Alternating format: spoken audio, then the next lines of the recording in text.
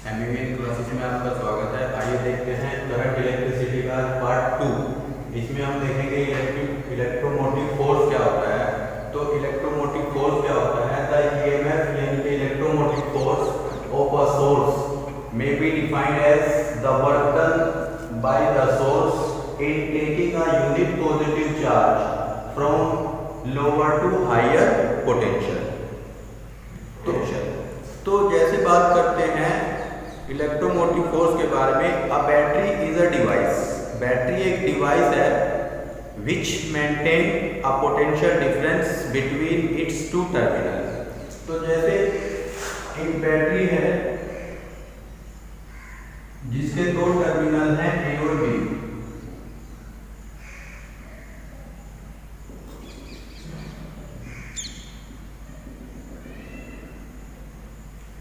इसमें क्या भरा हुआ है? इलेक्ट्रोलाइट भरा हुआ है।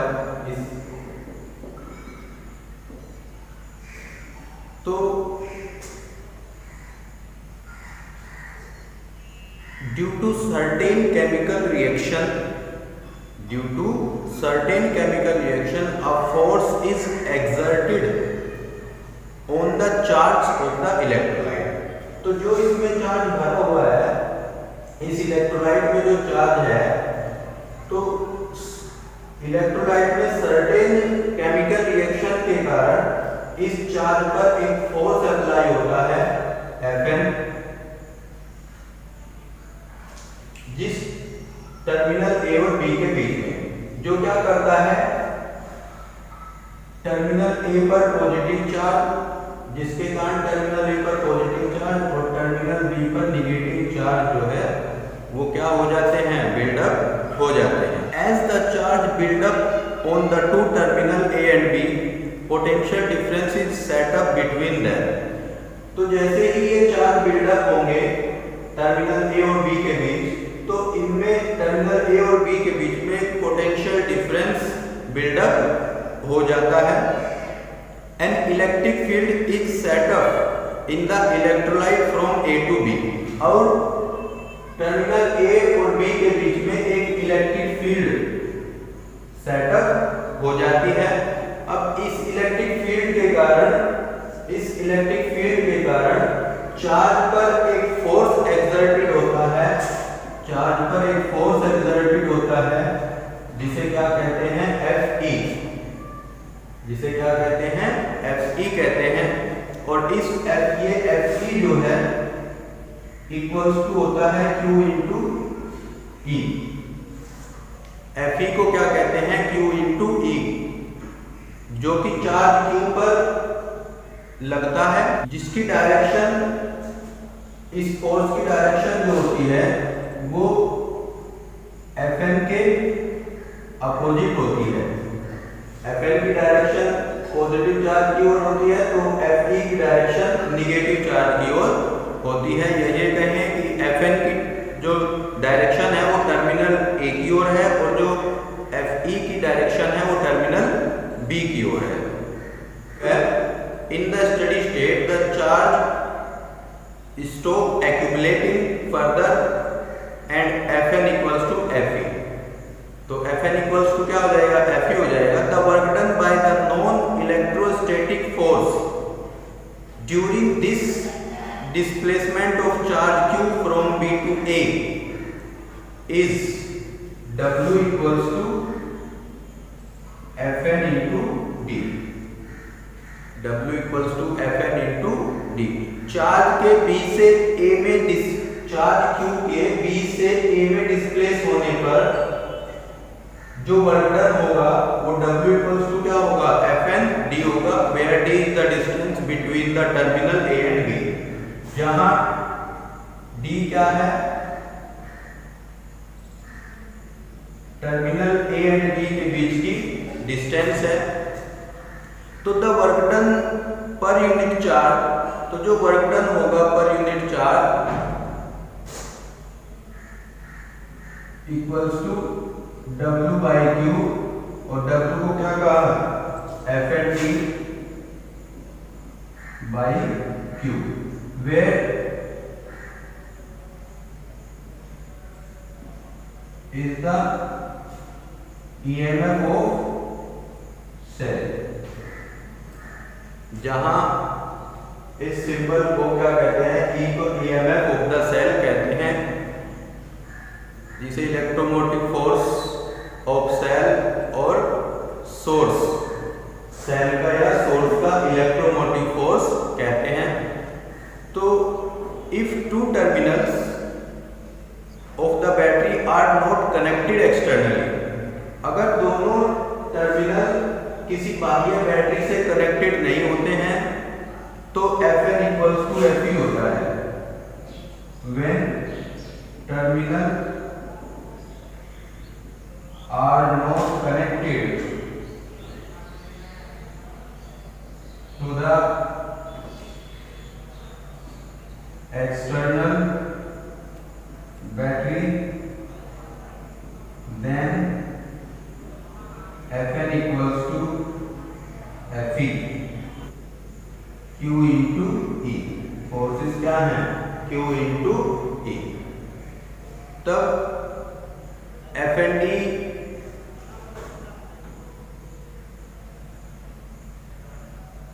Equals to Fed equals to क्या हो जाएगा, Q into ED।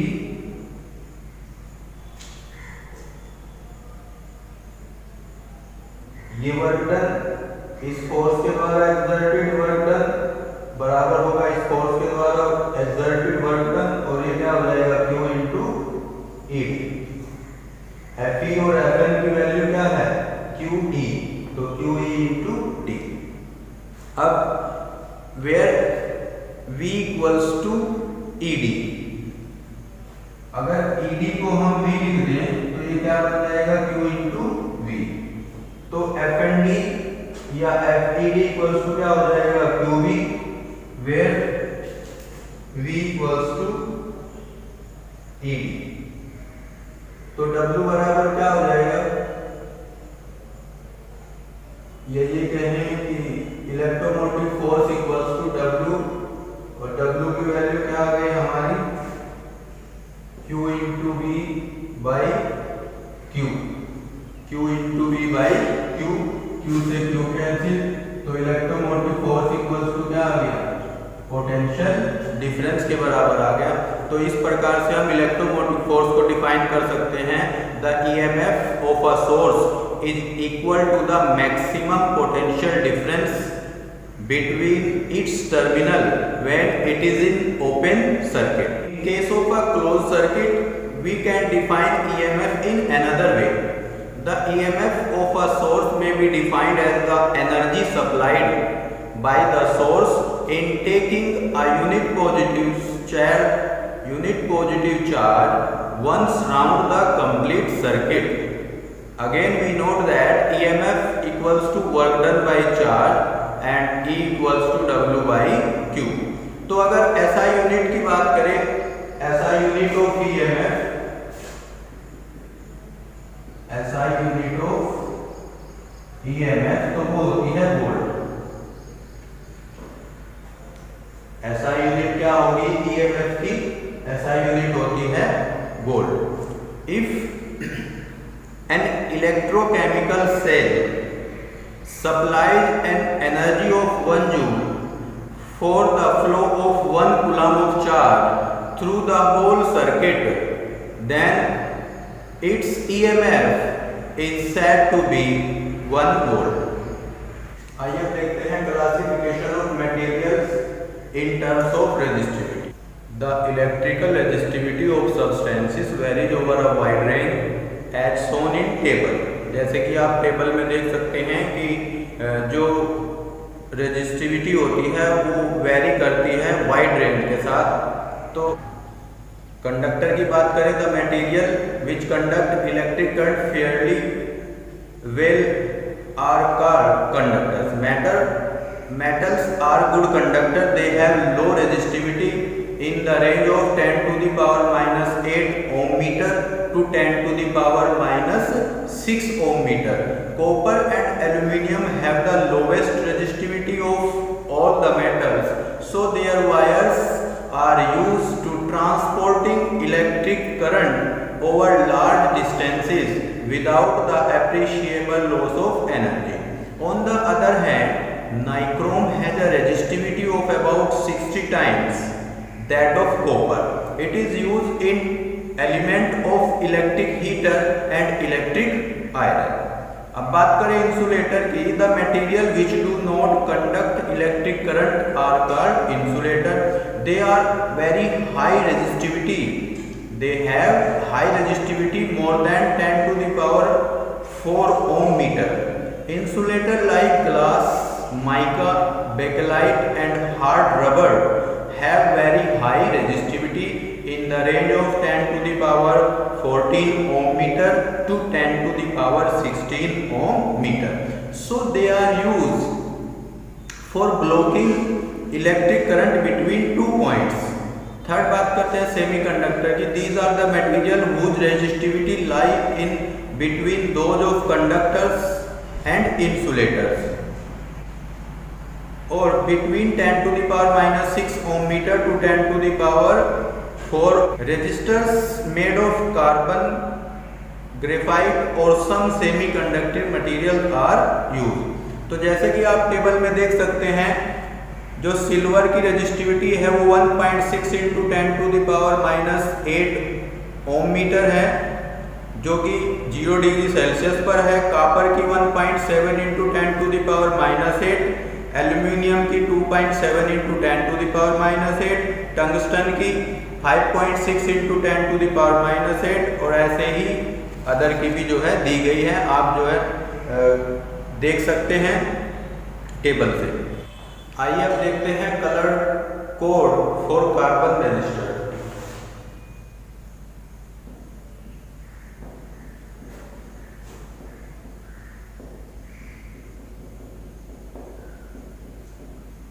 Color code for carbon register. A color code is used to indicate the resistance value of a carbon register and its percentage accuracy. The color code used throughout the world in shown the table. तो जो world level पर colour code use किए जाते हैं वो आप table के माध्यम से देख सकते हैं. जैसे कि टेबल में आपको दिखाई दे रहा है, ब्लैक के लिए बी यूज किया गया है, ब्राउन के लिए भी बी यूज किया गया है. ब्लैक के लिए लेटर जो यूज किए गए हैं, ब्लैक के लिए बी, नंबर है उसके लिए 0 और मल्टीप्लायर है 10 टू द पावर 0, और कलर होगा इसका गोल्ड. तो अगर इसकी टॉलरेंस की बात करें तो टॉलरेंस होगा 5%.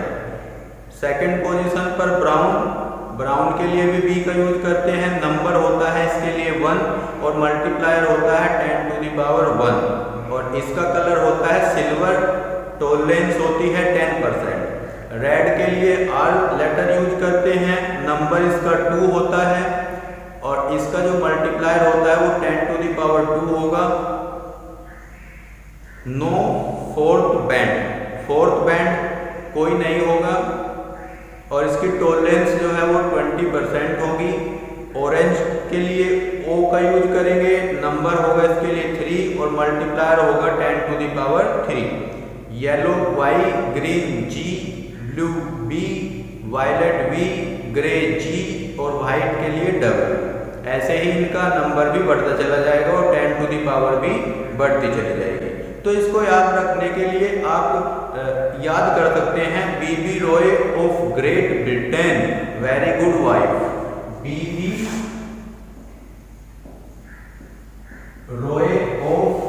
Roy of Great Britain head.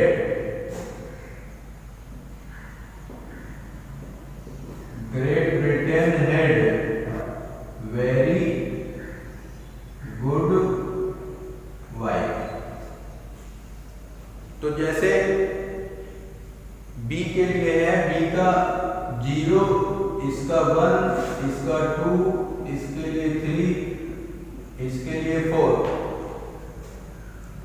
Great के लिए 5, ब्रिटेन के लिए 6, गुड के लिए 8 और वाइफ के लिए 9. तो ये नंबर हम इनके लिए यूज करेंगे. There are 2 system of marking the colour code. यहाँ पर दो सिस्टम हैं कलर कोड की मार्किंग करने के लिए। तो अगर हम बात करें फर्स्ट सिस्टम की, a set of coloured coaxial ring और band is printed on the resistor which reveal the following fact. तो जैसे कोई अगर हमारे पास कंडक्टर है तो उस पर जो है कुछ कलर बैंड बने होंगे,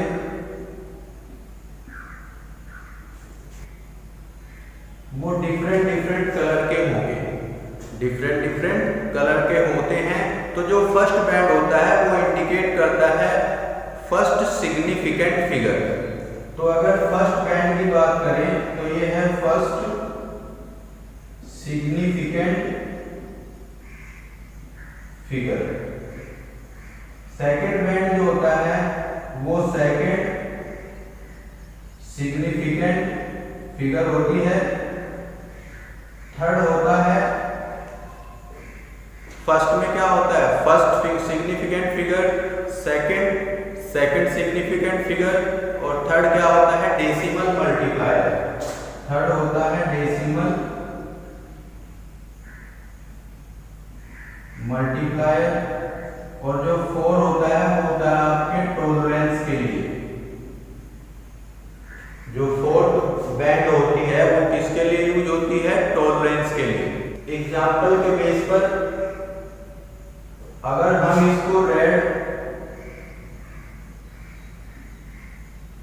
ये रेड और ये सिल्वर कहें,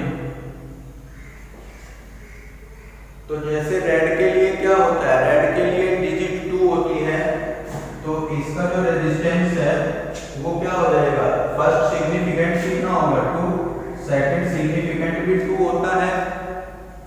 और रेड के लिए जो मल्टीप्लायर होता है, रेड के लिए मल्टीप्लायर क्या होगा 10 टू द पावर 2। रेड के लिए मल्टीप्लायर क्या होता है 10 टू द पावर 2 ओम। और सिल्वर यानी कि वो किसके लिए यूज होता है, टॉलरेंस के लिए यूज होता है 4।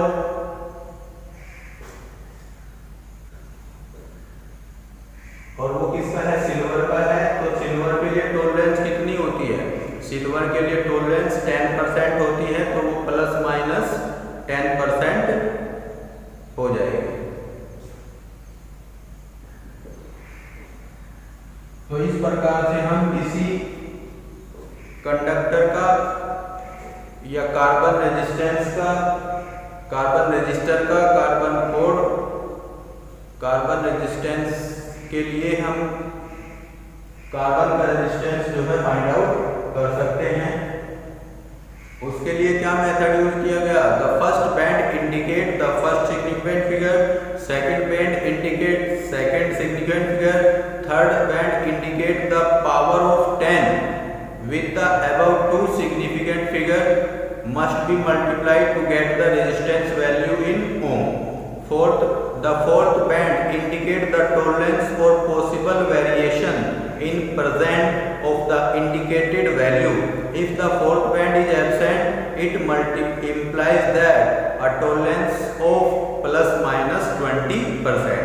तो अगर फोर्थ बैंड एब्सेंट होती है, अगर फोर्थ बैंड एब्सेंट होती है तो इसका मतलब टॉलरेंस कितना होगा, plus minus 20%।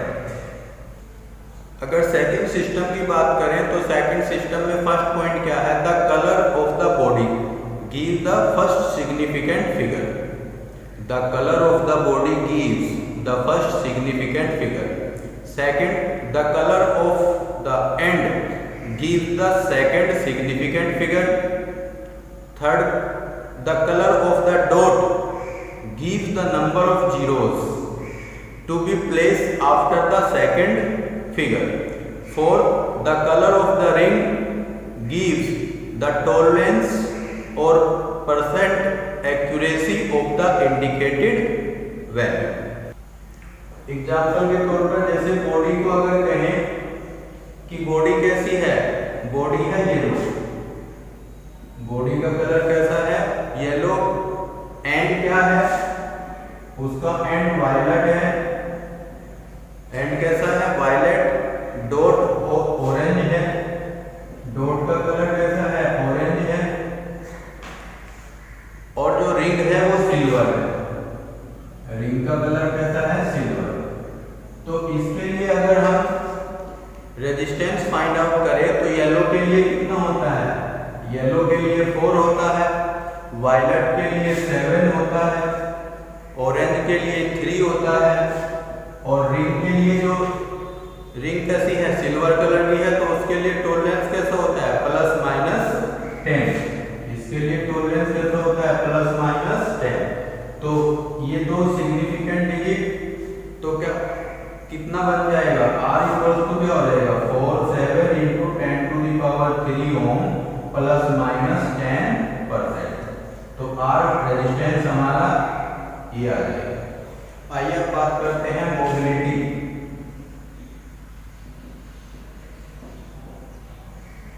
What is mobility? The conductivity of any material is due to its mobile charge carrier। तो किसी मटेरियल की जो कंडक्टिविटी होती है वो उसके जो मोबाइल चार्ज कैरियर होते हैं उनके द्वारा होती है। दीज में बी इलेक्ट्रॉन इन मेटल्स, वो मेटल में क्या हो सकते हैं इलेक्ट्रॉन्स हो सकते हैं, positive and negative ion in electrolytes, electrolyte में क्या हो सकते हैं पॉजिटिव और निगेटिव आयन हो सकते हैं, and electrons and holes in semiconductor.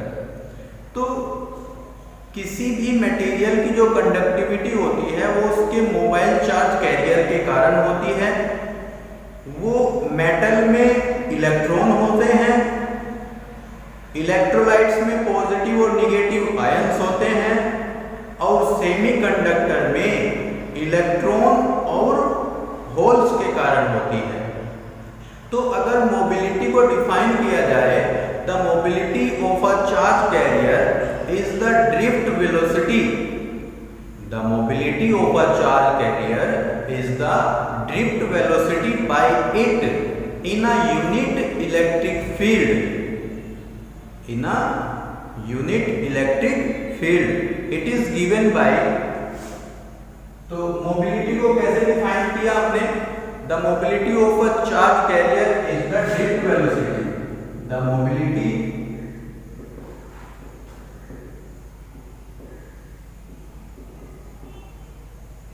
of a charge carrier is the drift velocity, जिसे क्या कहते हैं Vd से डिनोट करते हैं, drift velocity acquired by it,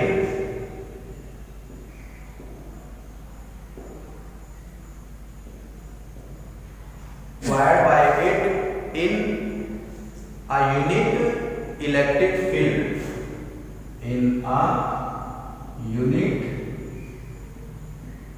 electric field. It is denoted by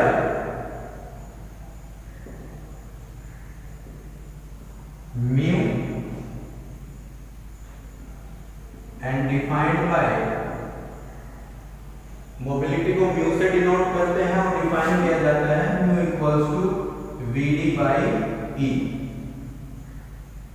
mu equals to Vd by E as drift velocity.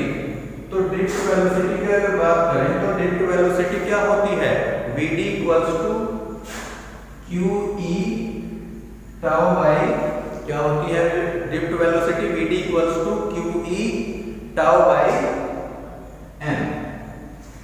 तो अगर हम Vd की वैल्यू रख दे तो QE टाउ बाई m और इनटू E, तो E से E कैंसिल हो जाएगा, तो मोबिलिटी क्या आ गई Q tau by m, mu क्या हो जाएगी Q टाउ बाई m। तो अगर हम बात करें इलेक्ट्रॉन के लिए, फॉर इलेक्ट्रॉन, तो म्यू ई इक्वल्स टू क्या हो जाएगा, क्यू की जगह क्या हो जाएगा, चार्ज ऑफ इलेक्ट्रॉन यानी कि ई और tau E by M. M क्या होगा, मास ऑफ इलेक्ट्रॉन। और अगर बात करें होल के लिए, फॉर अ होल, तो mu H equals to E H tau H by M H. तो म्यू एच इक्वल्स टू क्या हो जाएगी, E tau H by M H. For mobility of both electron and holes are positive although their drift velocities are opposite to each other. SI unit of mobility is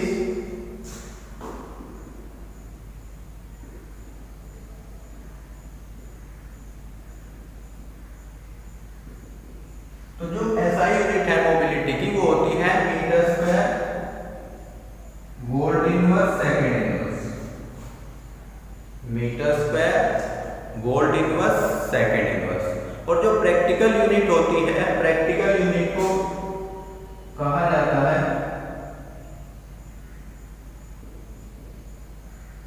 centimetre square volt inverse second inverse. Centimetre square volt inverse second inverse.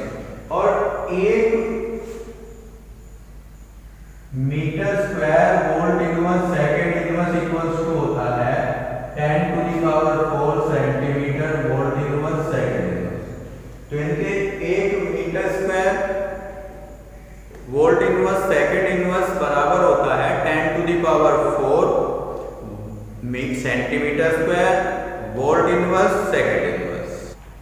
आइए अब देखते हैं relation between electric current and mobility for conductor.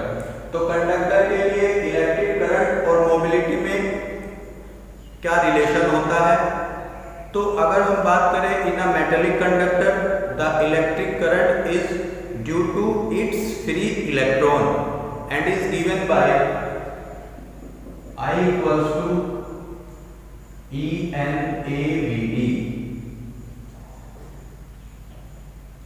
तो अगर हम metallic conductor की बात करें तो उसमें जो इलेक्ट्रिक करंट होती है वो उसके फ्री इलेक्ट्रॉन के कारण होती है, जिसको दिया जाता है I equals to E N A V D के।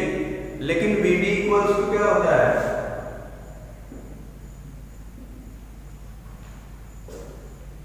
V D इक्वल्स टू क्या होता है, mu E into E। V D equals to क्या होता है, म्यू E इंटू E। कहां से, म्यू E की डेफिनेशन से। म्यू E इक्वल्स टू क्या होता है, ड्रिफ्ट वेलोसिटी बाई E। तो V D इक्वल्स टू क्या हो जाएगा वहां से, mu E into E for electron. Electron के लिए तो V D की वैल्यू रख देंगे तो I इक्वल्स टू क्या हो जाएगा, I equals to E N A और V D की value mu E into E। तो ये रिलेशन हो जाएगा किसमें, इलेक्ट्रिक करंट में और मोबिलिटी में। This is the relation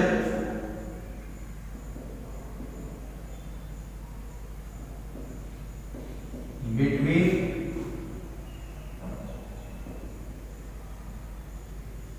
electric current and mobility. Electric current and mobility. तो अब अगर देखें relation between electric current and mobility for a semiconductor, तो ये तो बात की हमने किसके लिए, फॉर अ कंडक्टर।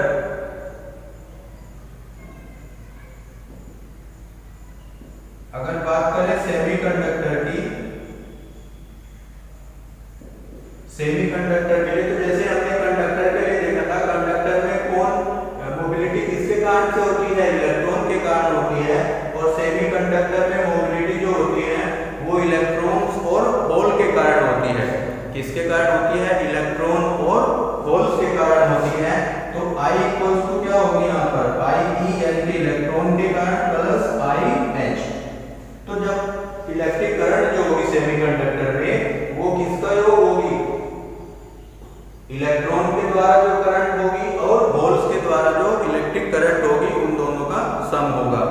तो आई को क्या लिख सकते हैं, आई होगा आपका ई एन प्लस होल के लिए क्या होगी, होल के लिए हो जाएगी E P A V H, hole के लिए क्या हो जाएगी E P A V H.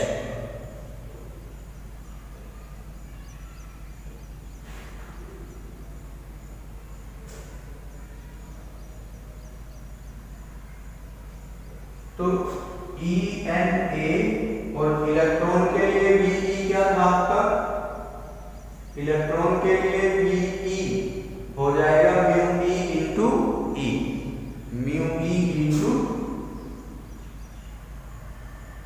E plus E P ए और वी एच के होल के लिए क्या हो जाएगा म्यू एच इंटू ई, होल के लिए क्या हो जाएगा म्यू एच इंटू ई। तो यहां से ई कॉमन आ जाता है, ई कॉमन आ जाएगा, तो यहां क्या बचेगा N mu E plus P mu H, E A और ई कॉमन आ गया तो N mu E plus E mu H. तो अंदर क्या बच जाएगा N mu E plus P mu H, where N and P are the electron and hole densities of the semiconductor. जहां एन और पी क्या है, एन इलेक्ट्रॉन की और पी होल्स की डेंसिटीज हैं। तो आइए अगर बात करें कंडक्टिविटी ऑफ सेमीकंडक्टर,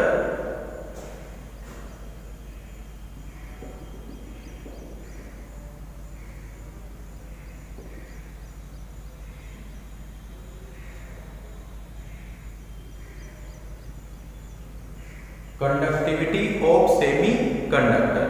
तो अकॉर्डिंग टू ओम्स लॉ क्या होता है, I equals to V by R, I equals to क्या होता है V बाई आर, और V को हम क्या लिख सकते हैं EL by R, I equals to क्या हो जाएगा EL बाई आर, और R की वैल्यू क्या होती है,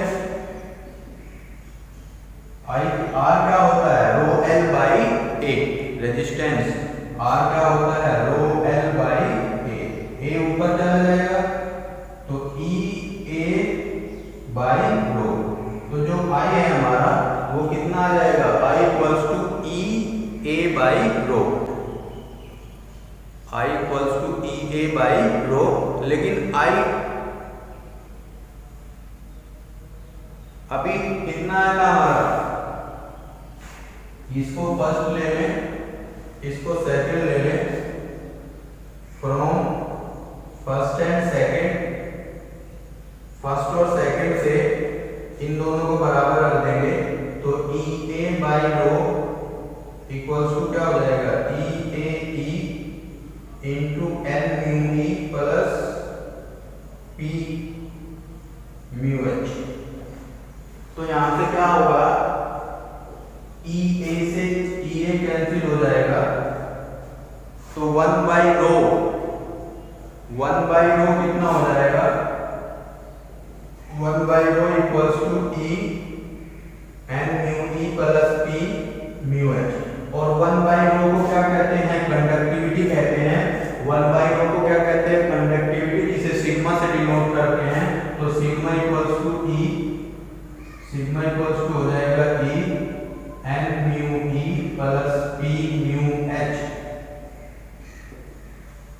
तो अगर कंडक्टिविटी ऑफ सेमीकंडक्टर क्या हो जाएगा sigma equals to E N mu E plus P mu H.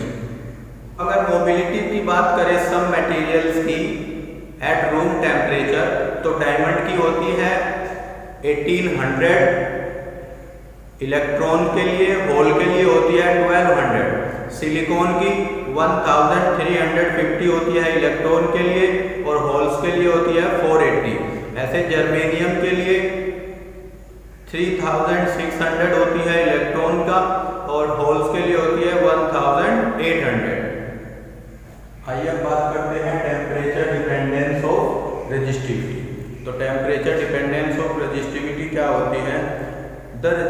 resistivity of any material depends on the number density n of free electron and the mean collision time।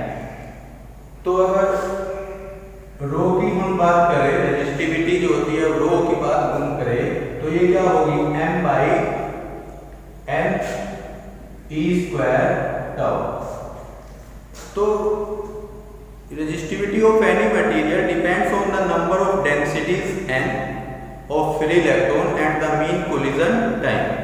तो electron तो constant होगा, तो n पर depend करेगा और mean collision time पर depend करती है रेजिस्टिविटी। तो मेटल के लिए बात करें अगर हम, for metals the number density n of free electron is almost independent of temperature. तो मेटल के लिए जो नंबर डेंसिटीज होती हैं और फ्री इलेक्ट्रॉन की, वो ऑलमोस्ट इंडिपेंडेंट होती है of temperature. As temperature increases the thermal speed of free electrons increases and also the amplitude of vibration of the metal ions increases। Consequently, the free electron collide more frequently with the metal ions। The mean collision time tau decreases, hence the resistivity of a metal for metal rho is directly proportional to 1/2। For metal rho is directly proportional to 1/2। It means that the resistivity of metal increases and the conductivity decreases with the increase in temperature। For most of the metal, resistivity increases linearly with the increase in temperature around the above the room temperature। In such cases, resistivity rho at the any temperature T is given by rho is equals to rho naught 1 plus alpha of T minus T naught। तो किसी time पर जो resistivity होगी metal की, वो इस फॉर्मूले के द्वारा दी जाएगी, where rho naught is the resistivity at lower reference. जहां पर रो नोट क्या है, resistivity at lower reference. Resistivity at lower reference है, and T naught usually 20 degree Celsius and alpha is the coefficient of resistivity. Obviously alpha equals to, तो यहां से अगर alpha की बात करें तो rho minus rho naught, alpha क्या हो जाएगा, rho minus rho naught by rho note of T minus T nought. और इसी को लिख सकते हैं 1 by rho nought and D rho by D T.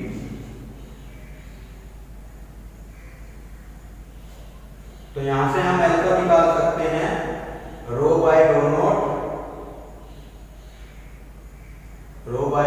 हो जाएगा, और यहां से जो अल्फा की वैल्यू मिलेगी rho minus rho naught by rho note into T minus T naught, जिसको 1 by rho note into D rho by D T कह सकते हैं। thus the temperature coefficient of resistivity alpha may be defined as the increase in resistivity per unit resistivity per degree rise in temperature। तो इस प्रकार से हम alpha को define कर सकते हैं as the increase in resistivity per unit resistivity per degree rise in temperature। तो अल्फा की जो यूनिट होती है, अल्फा की जो यूनिट होती है वो प्रति डिग्री सेल्सियस होती है। यूनिट की अगर बात करें तो यूनिट होगी पर डिग्री सेल्सियस और degree Celsius to the power -1। Metal के लिए ये पॉजिटिव होती है। For metal alpha is positive. For many metallic element alpha is nearly 4 × 10⁻³ degree Celsius inverse. For such conductor, the temperature dependence of resistivity at low temperature is non-linear. At low temperature, the resistivity of a pure metal increases as a higher power of temperature, as shown in graph for copper. तो copper के लिए इसका graph, resistivity का graph कुछ इस type का आएगा। Variation of resistivity of copper with temperature. और अगर variation of resistivity of nichrome with temperature की बात करें, ये कॉपर के लिए है। और अगर नाइक्रोम की बात करें तो नाइक्रोम में इस टाइप का ग्राफ जो है हमें मिलता है। Alloy have high resistivity. The resistivity of nichrome has weak temperature dependence, while that of manganese is almost independent of temperature. At absolute zero, a pure metal has negligible small resistivity, while an alloy has some residual resistivity. This fact can be used to distinguish a pure metal from an alloy. तो जैसे कि R जो है डालवा है resistivity के, R directly proportional किसके होता है, रेजिस्टिविटी के। तो इक्वेशन फर्स्ट को हम, जो हमारी ये इक्वेशन है फर्स्ट, इसको हम इस फॉर्म में भी लिख सकते हैं, रेजिस्टेंस की फॉर्म में। तो रेजिस्टेंस की फॉर्म में ये क्या बन जाएगा, RT = R0 × 1 + αT।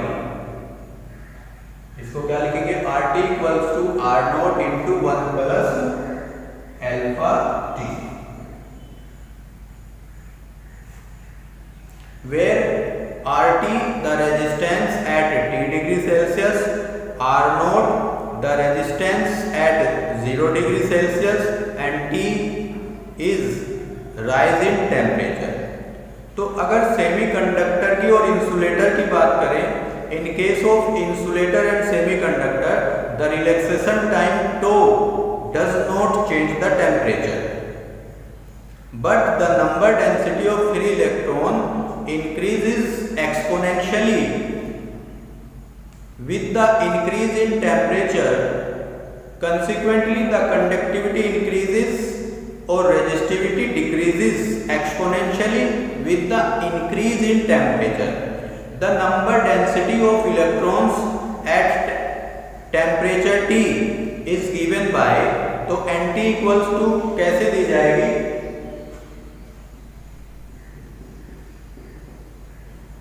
NT means number density of electron at temperature T, NT = N0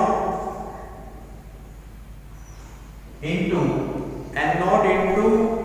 e to the power -Eg/kBT, e to the power -Eg/kBT। तो NT = कैसे दी जाएगी, NT = N0 e to the power -Eg/kBT। ये suffix में है Eg/kBT, where Kb is the constant and Eg is the energy gap between conduction and valency band of the substance. As rho is directly proportional to 1/n, as rho is directly proportional to 1/n, then to 1 by rho t equals to 1 by rho naught e to the power minus kg by kb t e to the power minus kg by kb t और rho naught equals to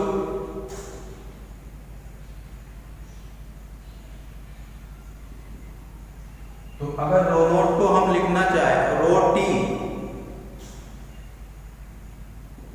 equals to rho note into E to the power कैसी हो जाएगी, plus हो जाएगी E G by K B T.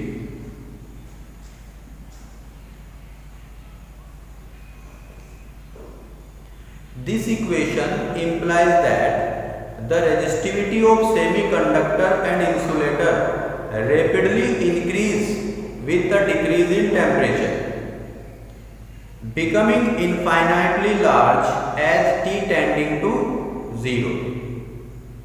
At room temperature, kBT is equals to 0.03 electron volt. Whether the non-conducting substance is an insulator or a semiconductor depends on the size of energy gap Eg. तो first case की अगर बात करें, if Eg less equals to 1 electron volt, if Eg less equals to 1 electron volt, the resistivity at room temperature is not very high and the substance is a semiconductor. Second की बात करें, if Eg greater than 1 electron volt, the resistivity at room temperature is very high, up to minus 10 to the power 3 ohm meter, and the substance is an insulator. The coefficient of resistivity is negative for carbon and semiconductors, is that their resistivity decreases with temperature as shown in the figure.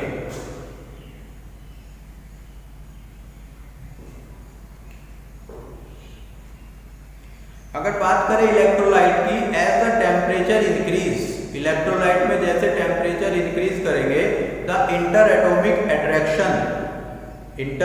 Attraction किसमें, solute में, solvent में and solvent types में decrease, and also the viscous forces decrease.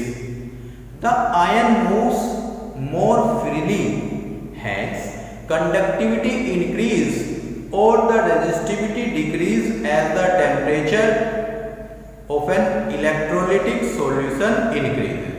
तो अगर हम बात करें resistance के सीरीज और पैरेलल में कॉम्बिनेशन की, तो if R1, R2, R3 up to Rn resistance किसमें हो, इन अ सीरीज, तो इनका जो R इक्विवेलेंट होगा, R इक्विवेलेंट सीरीज में कैसे दिया जाएगा, R1 plus R2 plus R3 plus Rn,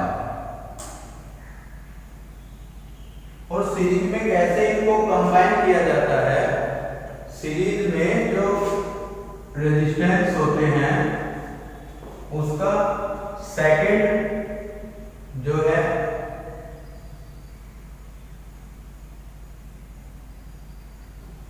ये फर्स्ट, ये सेकंड, ये फर्स्ट, ये सेकंड, तो फर्स्ट रेजिस्टेंस का सेकंड टर्मिनल सेकंड के फर्स्ट से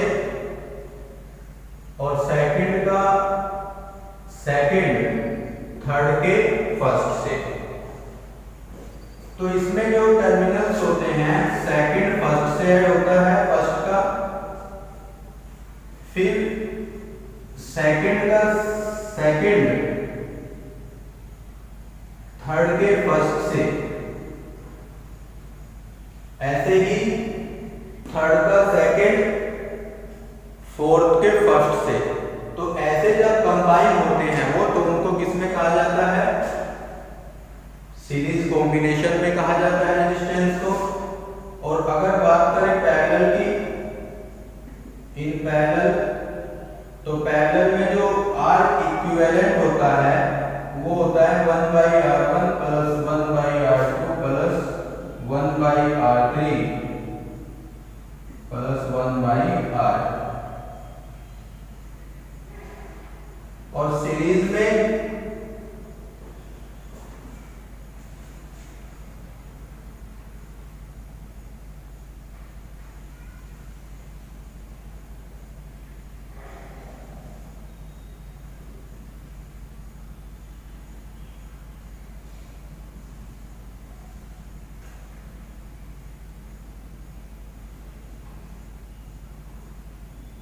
जो फर्स्ट टर्मिनल होते हैं वो फर्स्ट पॉइंट से, और जो सेकंड टर्मिनल होते हैं यानी कि सभी का फर्स्ट एक कॉमन पॉइंट से और सभी का सेकंड दूसरे कॉमन पॉइंट से ऐड होता है।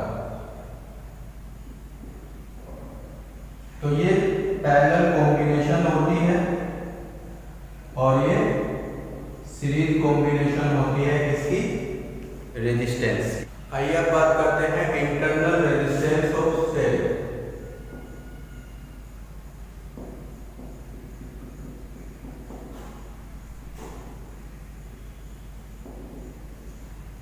Internal resistance of cell. When terminals of a cell are connected by a wire, an electric current flows in the wire from positive terminal of the cell towards the negative terminal.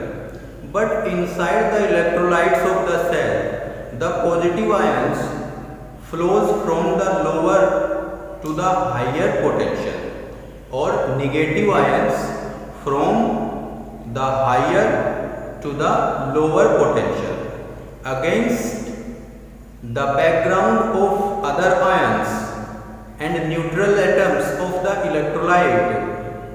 So the electrolyte offers some resistance to the flow of current inside the cell.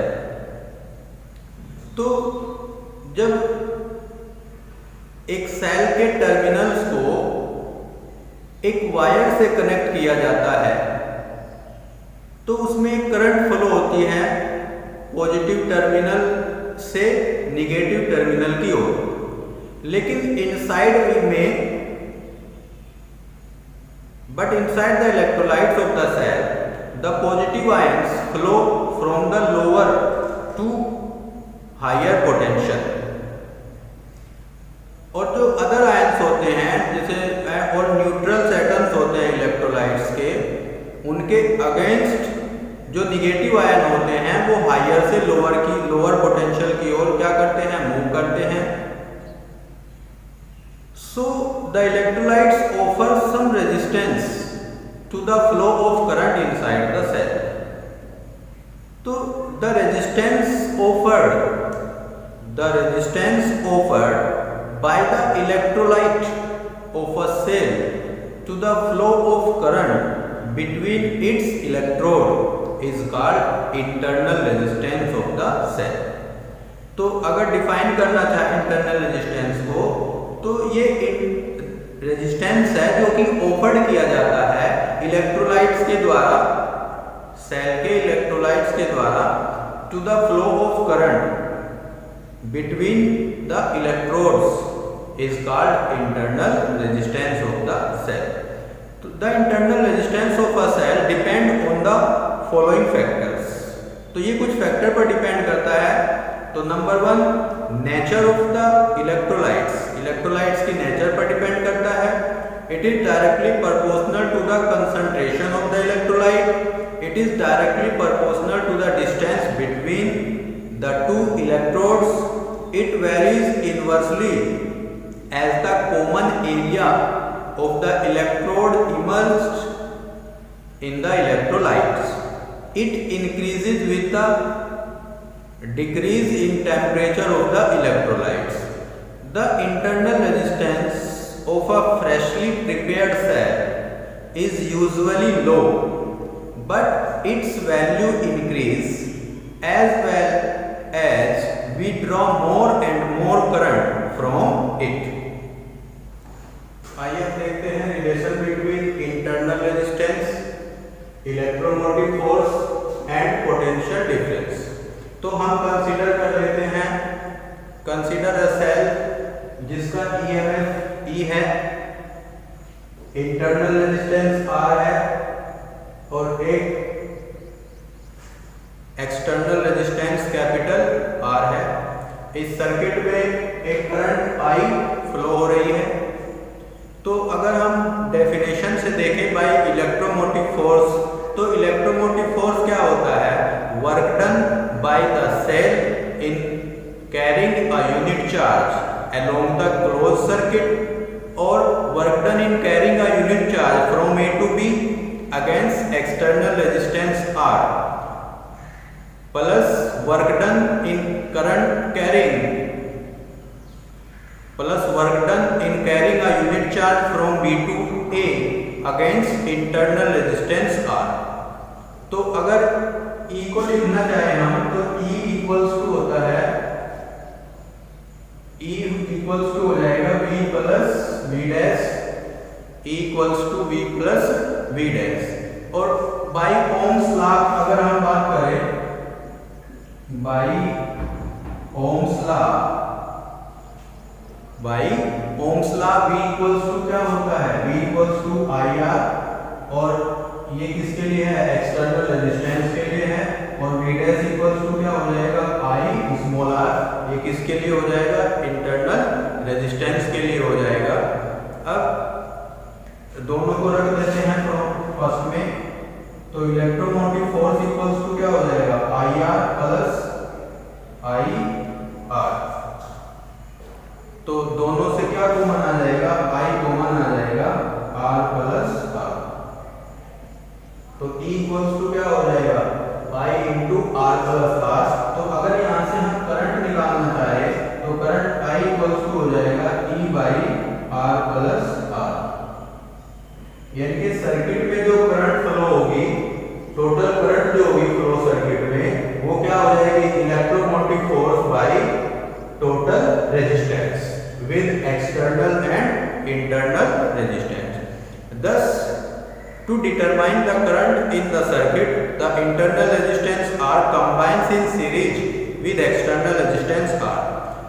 The terminal potential difference of the cell that send current I through the external resistance R is given by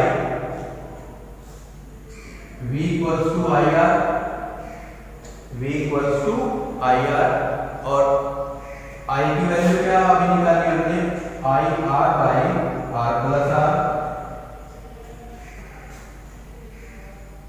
minus V dash, electromotive force minus V dash, और ये क्या हो जाएगा, electromotive force minus I small r।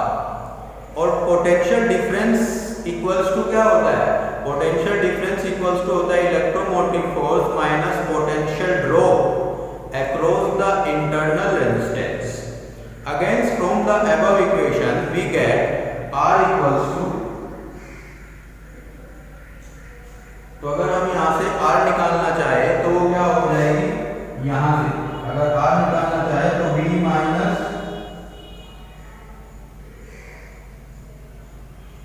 Minus this minus by I, तो R equals to हो जाएगा E minus V by I।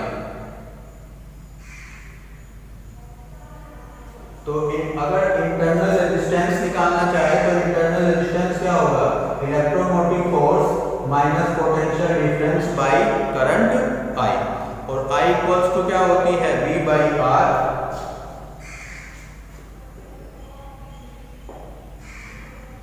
I equals to क्या होता है, V बाई R। तो इंटरनल रेजिस्टेंस हो जाएगा minus V by V into R। तो इसको अगर लिखना चाहे E by V minus 1 of R। तो कोई भी फॉर्मूला आप जो है यूज कर सकते हैं इंटरनल रेजिस्टेंस निकालने के लिए, और ये करंट फ्लो, यानी कि टोटल करंट कितना होगा और इंटरनल रेजिस्टेंस कैसे निकालेंगे। यहाँ कुछ स्पेशल केस अराइज होते हैं। फर्स्ट केस है when cell is an open circuit. When cell is an open circuit, अगर सेल ओपन सर्किट हो तो कोई करंट फ्लो नहीं होगी, यानी कि I इक्वल्स टू क्या हो जाएगा, 0 हो जाएगा। तो V ओपन हमें कितना मिलेगा, इक्वल्स टू इलेक्ट्रोमोटिव फोर्स मिलेगा। तो केस फर्स्ट की बात कर लें, व्हेन सर्किट इज ओपन, जब सर्किट ओपन होगा तो V ओपन इक्वल्स टू क्या हो जाएगा, electromotive force. V open equals to क्या हो जाएगा, electromotive force. Thus the potential difference across the terminal of the equal to the electromotive force when no current is being drawn from the cell. Second की बात करें, a real cell has always some internal resistance R. So when current is being drawn from cell, we have potential is less than electromotive force. Second में potential क्या होगा? Less than electromotive force. Thus the potential difference across the terminal of the cell in a closed circuit is always less than its electromotive force. तो अगर characteristics की बात करें, characteristics curves for a cell, when a cell of EMF and internal resistance R is connected across a variable load resistance R, its functioning can be represented by the following three graphs. First है electromotive versus R graphs. Characteristics curve. First है electromotive versus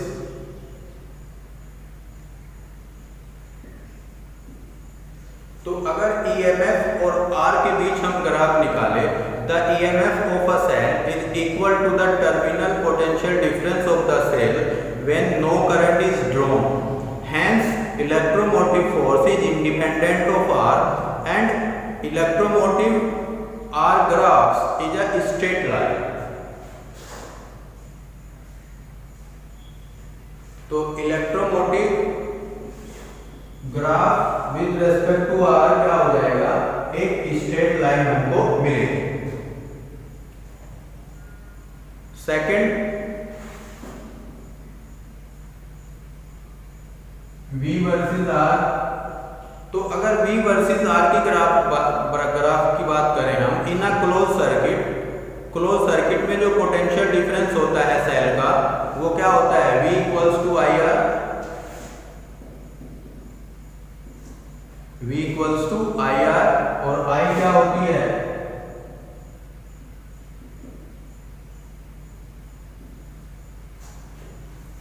I equals to होती है electromotive force by R plus R. तो इसको हम अगर लिखना चाहें तो क्या लिखेंगे? R को डिवाइड करेंगे तो 1 प्लस R बाई R. तो V इक्वल्स टू क्या हो जाएगा? Electromotive force by 1 plus R by R. तो जब R 0 हो जाएगा, R 0 पर ये infinity value, infinity plus 1 infinity, electromotive force by infinity equals to हो जाएगा 0.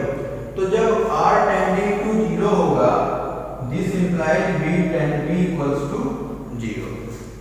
V equals to 0 when R equals to small r. जब R टेंड करेगा किसके लिए? या R कहें, R को क्या ले लें? स्मॉल r ले लें. तो ये कितना हो जाएगा? V इक्वल्स टू हो जाएगा इलेक्ट्रोमोटिव फोर्स बाई 2.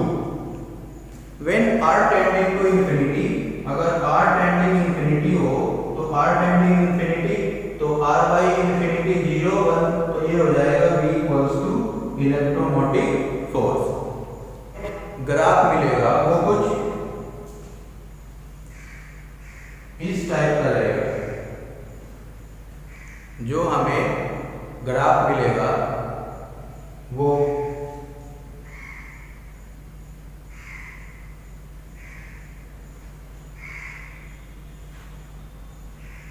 ये हो जाएगा small r equals to capital R. और ये कितना हो जाएगा यहाँ? E/2 और ये E. E कितने पर है? जब R टेंड करेगा इंफिनिटी पर. जब R इंफिनिटी पर टेंड करेगा तो V कितना मिलेगा हमको?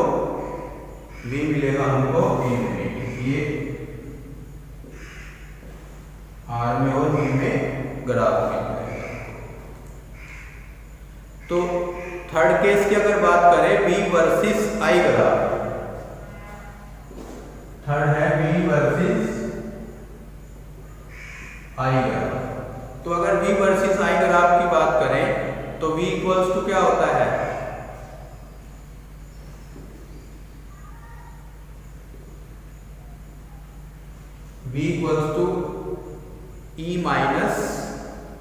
IR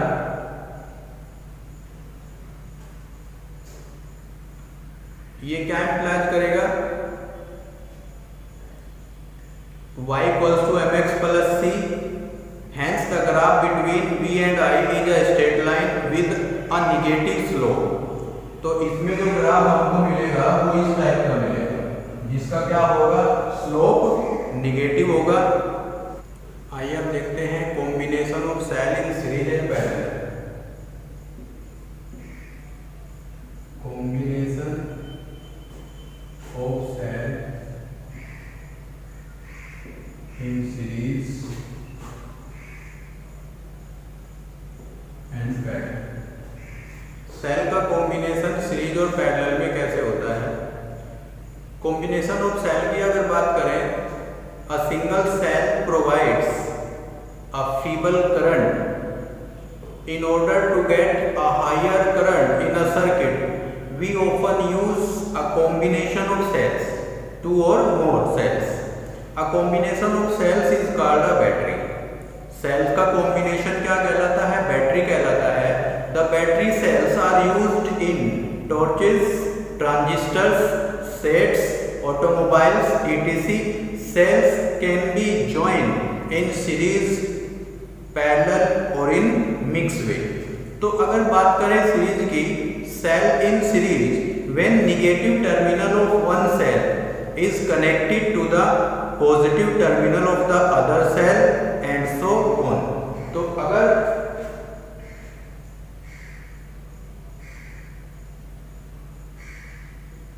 ये निगेटिव टर्मिनल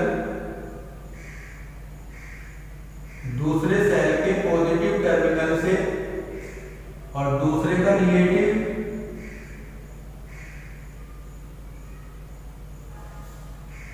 तीसरे के पॉजिटिव से, दूसरे का निगेटिव तीसरे के पॉजिटिव से और एंड सो ऑन। अगर ये कॉम्बिनेशन चलता रहे तो इसे हम क्या कहते हैं, सेल इन सीरीज कॉम्बिनेशन कहते हैं। इसमें करंट आई है, सेल का इलेक्ट्रोमोटिव फोर्स क्या है, ई है। सेल का इलेक्ट्रोमोटिव फोर्स क्या है, ई है। और अगर इसके इंटरनल रेजिस्टेंस की बात करें तो ये क्या है, R1। इंटरनल रेजिस्टेंस क्या है, R1। इसका इलेक्ट्रोमोटिव फोर्स क्या है, इसका इलेक्ट्रोमोटिव फोर्स E1, इसका E2। और ये रेजिस्टेंस क्या हो, इंटरनल रेजिस्टेंस क्या हो जाएगा, इसका R2। और इसके लिए बात करें तो E3 और इसका इंटरनल रेजिस्टेंस क्या हो जाएगा, R3। तो अगर कंबाइन की बात करें तो ये कंबाइन होकर क्या बनेगा,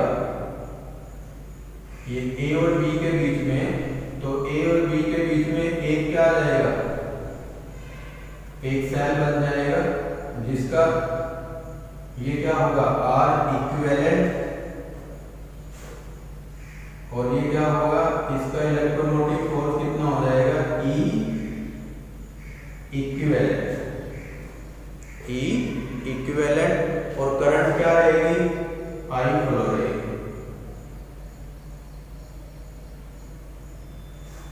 पॉजिटिव से निकलेगी करंट और निगेटिव में एंटर करेगी। Let VA, VB and VC be the potential at the point A, B and C respectively.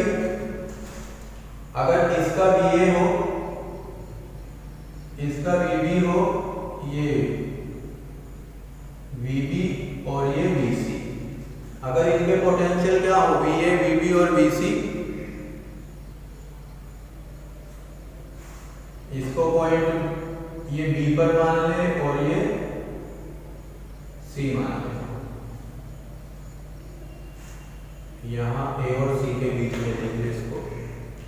तो the potential difference across the terminal of the two cell will be. तो दो cell के बीच में potential difference अगर VAB की बात करें हम, तो VAB बराबर क्या होगा, VA माइनस VB।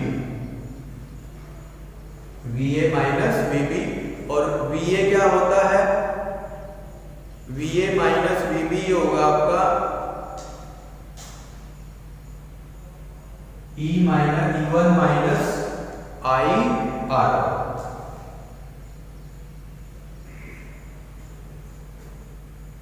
और VBC क्या होगा, VB minus VC, VB minus VC, इसका क्या हो जाएगा E2 माइनस IR2,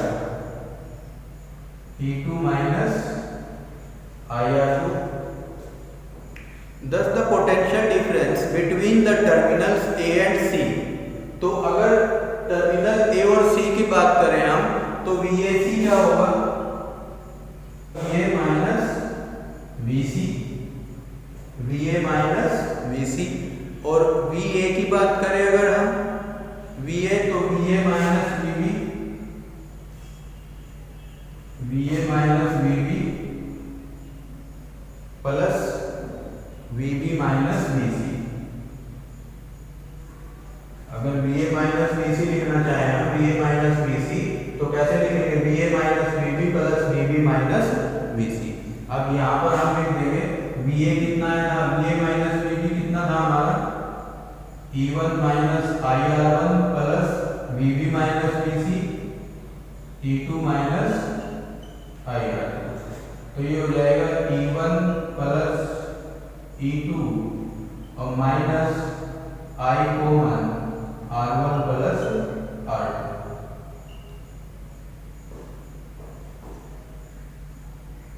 तो VAC क्या हो जाएगा E1 plus E2 minus I of R1 plus R2। If we wish to replace the series combination by a single cell of electromotive force E equivalent and internal resistance R equivalent, तो VAC क्या हो जाएगा, ये हो जाएगा E equivalent minus I R equivalent। VAC क्या हो जाएगा E equivalent minus I R equivalent। तो अगर हम कंपेयर करें, comparing the last two equation, तो अगर इन दोनों की हम कंपेयर करें तो E equivalent हमको क्या मिलेगा, E equivalent मिलेगा E1 प्लस E2 और R equivalent क्या मिलेगा, R equivalent मिलेगा हमको R1 plus R2। R equivalent क्या मिलेगा, R1 plus R2। We can extend EMF of a series combination of N cell is equal to the sum of their individual EMF। तो अगर E equivalent की हम बात करें तो वो हो जाएगा E1 plus E2 plus E3 plus and so on plus EN। और इक्विवेलेंट इंटरनल रेजिस्टेंस की बात करें हम of a series combination of n cells is equal to the sum of their individual internal resistances. तो R equivalent क्या हो जाएगा, R1 plus R2 plus R3 and so on plus RN। और the above expression for E equivalent is valid when the n cell assist each other or the current leaves each cell from the positive terminals. However, if one cell of EMF2 says is turned around in opposition to other cells, then E equivalent equals to E1 minus E2 plus E3 plus and so on plus EN। तो ये बात हुई किसकी, series combination की। आइए देखते हैं parallel combination. तो पैरेलल कॉम्बिनेशन में A और C के बीच में हमारे जो दो सेल हैं जिसका internal resistance R1 electromotive force E1 और ये इलेक्ट्रोमोटिव फोर्स E2 और इंटरनल रेजिस्टेंस R2 है, I करंट फ्लो हो रही है तो E1 में I1 पास होगी और E2 में I2 पास हो जाएगी और यहाँ से निकलने के बाद फिर करंट I बन जाएगी। तो इस टाइप का जो इसमें क्या है, जो पॉजिटिव टर्मिनल है, पॉजिटिव टर्मिनल, एक सेल का पॉजिटिव टर्मिनल पैरेलल कॉम्बिनेशन में क्या होता है, एक सेल के सभी पॉजिटिव टर्मिनल एक कॉमन पॉइंट से और सभी negative terminal other common point से जो है ज्वाइन होते हैं। तो all positive terminals of the cell connected one common point and all negative terminals This formation is called parallel combination of cells. तो ये इसको हम क्या कहते हैं? parallel combination of cells कहते हैं. When the positive terminals of all cells are connected to one point and all their negative terminals to another points, the cells are said to be connected in the parallel. तो parallel form में जो I होगी वो I1 plus I2 होगी. I equals to क्या हो जाएगी? I1 plus I2. As the two cells are connected in parallel between the same 2 points B1 and B2, the potential difference V across both cells must be same. तो दोनों cell में potential difference क्या होगा? Same रहेगा, जो कि B1 और B2 के बीच में ज्वाइंट है. The potential difference between the terminals of the first cell is, तो जो पोटेंशियल डिफरेंस है between the terminals of the first cell, तो वो क्या होगा? VB1 minus VB1 minus VB2, VB1 minus VB2. और ये क्या होगा? E1 minus I1 R1. ये क्या होगा? E1 माइनस I1 R1, क्योंकि इस पर पोटेंशियल क्या होगा?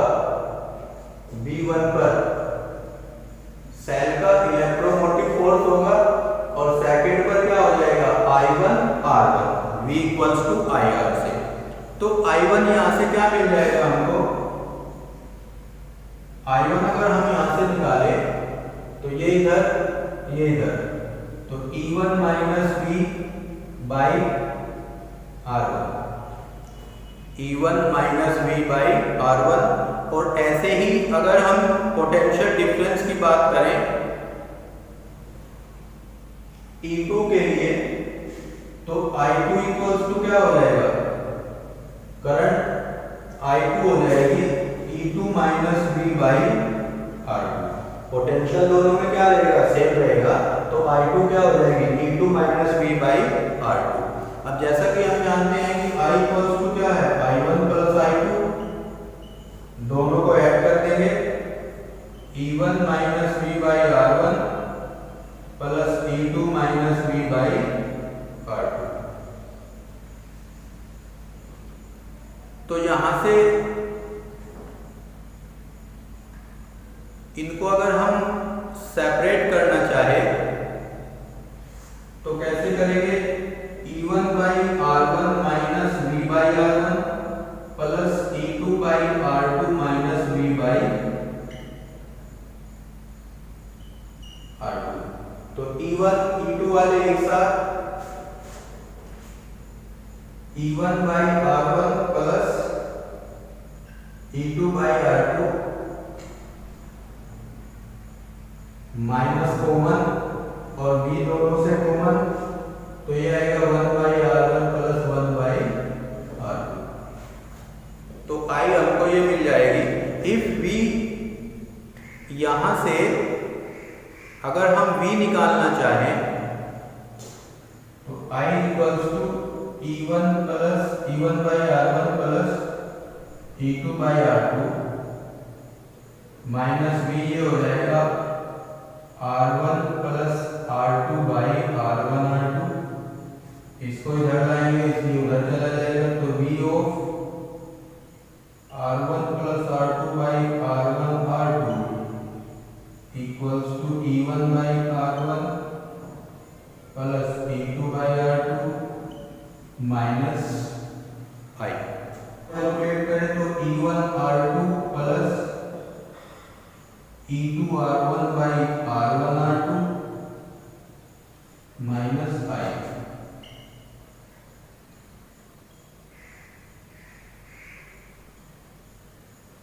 तो अगर यहाँ हम V निकालना चाहें तो इसको डिवाइड में भेज देंगे, इसके डिवाइड में E1 R2 plus E2 R1 by R1 plus R2 minus I of R1 R2 by R1 plus हमको ये मिल गया। तो अगर हम यहाँ पर ई इक्विवेलेंट और आर इक्विवेलेंट की बात करें तो आई के साथ जो आर होगा वो इक्विवेलेंट होगा, तो बी या कहें कि ई इक्विवेलेंट की बात करें तो ये हो जाएगा E1 R2 plus E2 R1 by R1 plus R2। और अगर R इक्विवेलेंट की बात करें, R इक्विवेलेंट हो जाएगा R1 R2 by R equivalent क्या होगा R1 R2 by R1 plus R2। तो इन एक्सप्रेशन को हम एक तरह से और लिख सकते हैं जो कि है E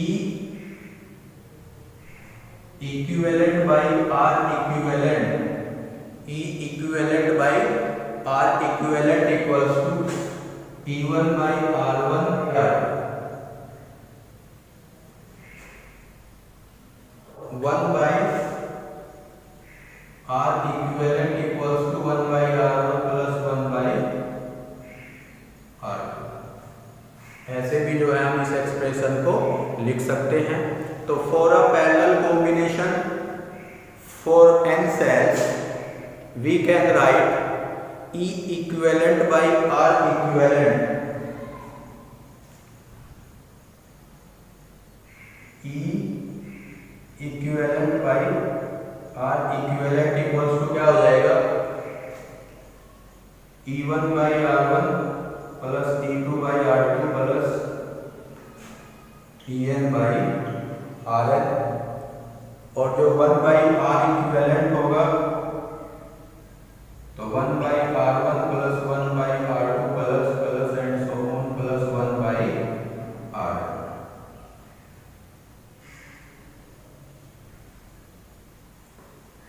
तो पैरेलल के लिए सेल कॉम्बिनेशन क्या हो जाएगा हमारे पास E1 by R1, E equivalent by R equivalent हो जाएगा E1 by R1 plus E2 by R2 plus En by Rn। और 1 by R equivalent equals to 1 by R1 plus 1 by R2 plus and so on plus 1 by Rn।